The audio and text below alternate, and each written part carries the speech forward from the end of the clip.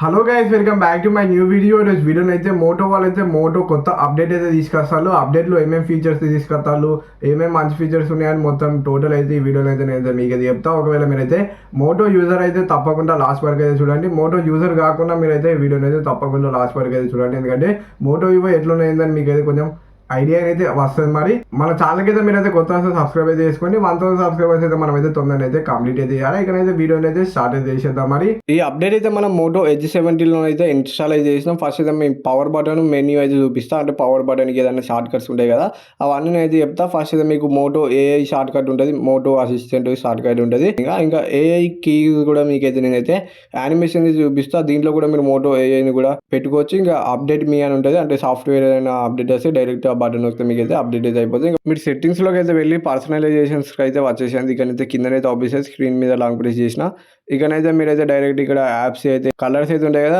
మన కంట్రోల్ ప్యానల్లో, అవి కూడా మీరు చేంజ్ అయితే చేసుకోవచ్చు. ఇంకా వేరే కలర్స్ ఏమైనా పెట్టుకోవాలన్నా పెట్టుకోవచ్చు. ఇంకా మీరైతే లోగోస్ ఇట్లా చేంజ్ అయితే చేసుకోవచ్చు, రౌండ్గా అట్లా డిఫరెంట్ కలర్స్ అవన్నీ అయితే ఇచ్చిళ్ళు. ఇంకా చాలా ఇచ్చిళ్ళు. ఇవన్నీ ఫీచర్స్ అయితే ఒకసారి మీరు చెక్ అయితే. ఇంకా ఫింగర్ ప్రింట్ అయితే 3 యానిమేషన్స్ అయితే ఇచ్చిళ్ళు. మీకు నచ్చిన యానిమేషన్ అయితే మీరు అయితే పెట్టుకోండి. ఫస్ట్ యానిమేషన్ అయితే బాగున్నది. ఇక మోటో సెక్యూరిటీలోకి వచ్చేసి మీరైతే యాప్ లాగా అయితే సెట్ అయితే చేసుకోవచ్చు.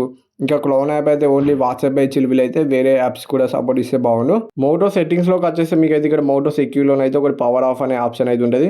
సెక్యూర్ పవర్ ఆఫ్ అయితే ఒకటి ఉంటుంది. అంటే మీరు అయితే ఎవరైనా దొంగతనం చేసినప్పుడు పాస్వర్డ్ కొడితేనే పవర్ ఆఫ్ అయితే అవుతుంది ఫోన్ అయితే, లేదంటే పవర్ ఆఫ్ అయితే కాదు. మీ ఫోన్ అయితే మీరు తొందరగా అయితే రికవర్ అయితే చేసుకోవచ్చు. ఈ లాక్ స్క్రీన్ లో మీద అయితే ఇట్లా ఇదైతే కంట్రోల్ ప్యానల్ కూడా హైడ్ అయితే చేసుకోవచ్చు.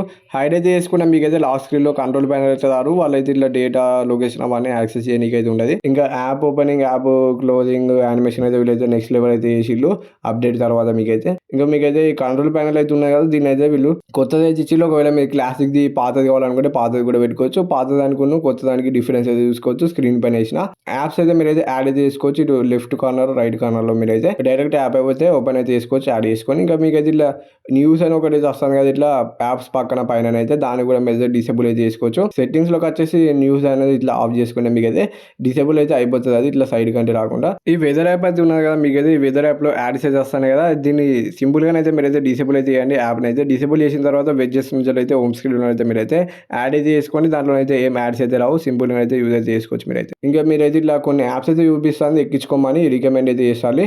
వీటిని కూడా మీరైతే డిసేబుల్ అయితే చేసుకోవచ్చు.